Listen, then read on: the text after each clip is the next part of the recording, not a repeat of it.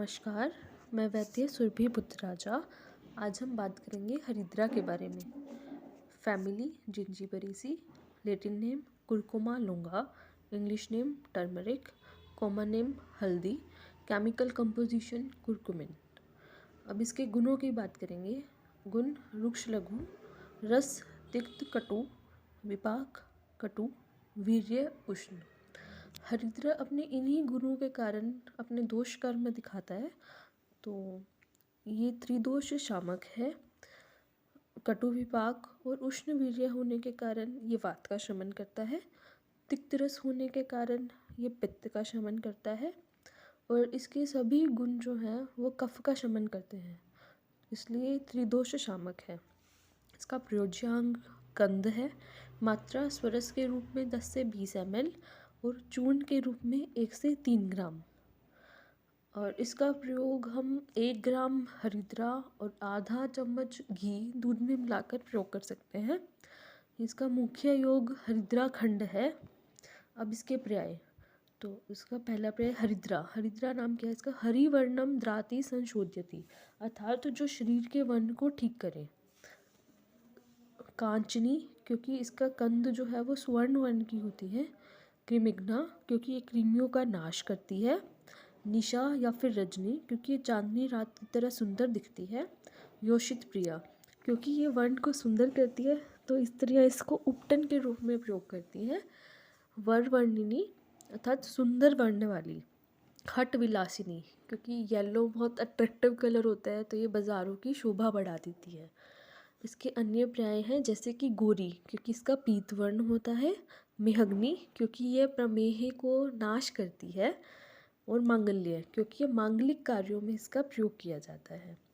अब बृहत्रयी, लघुत्रयी और निघंटु में 4 प्रकार की हरिद्रा का वर्णन किया गया है।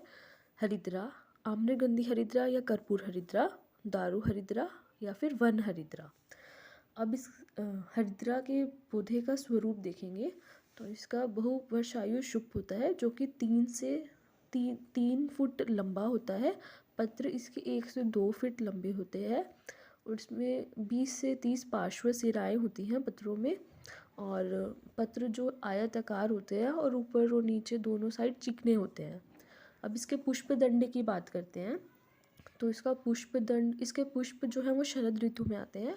पुष्पदंड लगभग 6 इंच लंबा होता है। एक पुष्प लगभग 1 से 1.5 इंच लंबा होता है और इसके पुष्पदंड में हल्के हरे रंग के पत्र रहते हैं। अब इसके कंद की बात करेंगे तो इसकी कंद जो है वो अदरक के समान ही दिखती है, लेकिन अदरक से कुछ लंबी और बीच में स्वर्ण वर्ण की होती है। तो अब इसको बाज़ार में लेके जाने से पहले इसको उबाल दिया जाता है और फिर इसे घिसा जाता है, जिससे कि इसके ऊपर का आवरण हट जाता है और फिर ये कुछ ऐसी सुंदर सी दिखती है। फिर इसको बाज़ार में लाया जाता है। अब हम बात करेंगे बृहत्रयी ने इसको किसके अंतर्गत रखा है हरिद्रा को। तो सबसे पहले चरक संहिता। चरक संहिता ने लेखनीय महाकषाय, कुष्ठग्न महाकषाय, विषग्न महाकषाय, शिरोविरेचन द्रव्य, अपतर्पण औषध, तिक्त स्कंद और वमन द्रव्य के अंतर्गत हरिद्रा का उल्लेख किया है। सुश्रुत संहिता में वचादिगण, हरिद्रादिगण, मुस्तादिगण, वात संशमन, श्लेष्म संशमन, लाक्षादिगण, तिक्त वर्ग के अंतर्गत उल्लेख किया है। अष्टांग हृदय में हरिद्रादिगण, मुस्तादिगण, वचादिगण के अंतर्गत हरिद्रा का उल्लेख मिला है। अब इसके प्रयोग की बात करते हैं। तो सबसे पहले स्किन। तो स्किन में ये बहुत अच्छा anti microbial, anti bacterial, anti fungal, anti parasitic है। तो ये एक्ने को नहीं होने देता है। और जैसा कि वर्ण्य है ये, तो लाइटन्स द हाइपर पिगमेंटेशन। तो इसके लिए हमने हरिद्रा और दुग्ध का उपटन लगाना है। और कंडू, कुष्ठ, उदर्द और शीत पित्त को दूर करता है। और ये व्रण का शोधन और रोपण करता है। बहुत अच्छा एंटीसेप्टिक है। ठीक है। अब नर्वस सिस्टम, तो हमने पढ़ा था ये उष्ण वीर्य है। तो उष्ण वीर्य होने के कारण ये वेदना का शमन करता है। तो इसलिए हम अर्थराइटिस, बर्साइटिस और बैक पेन में पेन रिलीफ करने के लिए इसका यूज़ करते हैं। तो इसको हरिद्रा और अश्वगंधा का क्वाथ बनाकर लेने को कहा गया है। और एक्सटर्नल इंजरीज़ में ये पेन और स्वेलिंग को कम करता है। अब अगला आता है डाइजेस्टिव सिस्टम। तो हरिद्रा हेपेटोप्रोटेक्टिव है, कोलेगोग मतलब पित्त का विरेचन करता है, एंटी हेलमिंथिक तो इसलिए इंटेस्टिनल वॉर्म्स में देते हैं इसे, और ये हेलिकोबैक्टर पायलोरी की ग्रोथ को कम करता है जो कि गैस्ट्रिक अल्सर कोज करते हैं, और gastric ulcers are the cause of gastric carcinoma, तो इसलिए गैस्ट्रिक कार्सिनोमा को भी प्रिवेंट करता है। तो इसलिए हम इसको anorexia, constipation, intestinal worms, jaundice और असाइटिस में देते हैं। अब आता है सर्कुलेटरी सिस्टम। तो ये हाइपोलिपिडेमिक, क्योंकि हमने पढ़ा आचार्य चरक ने इसे लेखनीय महाकषाय में रखा है, तो ब्लड लिपिड लेवल्स को कम करता है, कोलेस्ट्रॉल लेवल्स को कम करता है, रक्त शोधक है, रक्तवर्धक है, तो पांडु रोग में भी इसका यूज़ कर सकते हैं। तो हरिद्रा को त्रिफला, मधु और घृत के साथ दिन में 1 बार सेवन करना है। रेस्पिरेटरी सिस्टम, तो ये एंटी एलर्जिक है, तो इसको कास, श्वास, हिक्का और पीनस रोग में इसकी हरिद्रा के कंद को जलते हुए अंगारों पे रखकर उसके धूम का प्रयोग दिन में 2 बार करना है।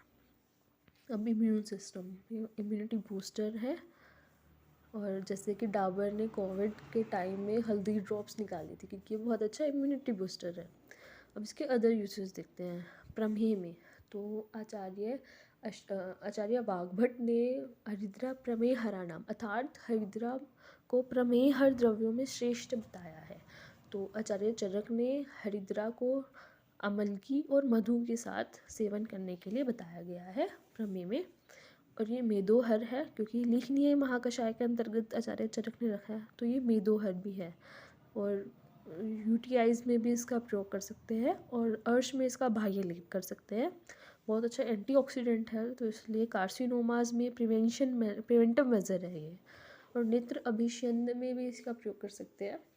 नेत्र अभिषेंद में 1 भाग हरिद्रा का लेना है हमने और 10 भाग जल का लेना है, उसे पकाना है, जब पकाकर उसका नेत्रों में आश्योतन करना है, और ये विषग्न भी है। और जैसा कि हम हल्दी को एक मसाले के रूप में प्रयोग करते हैं, और सबसे अच्छी बात ये है कि इसको पकाने पर भी इसके गुणों का नाश नहीं होता है।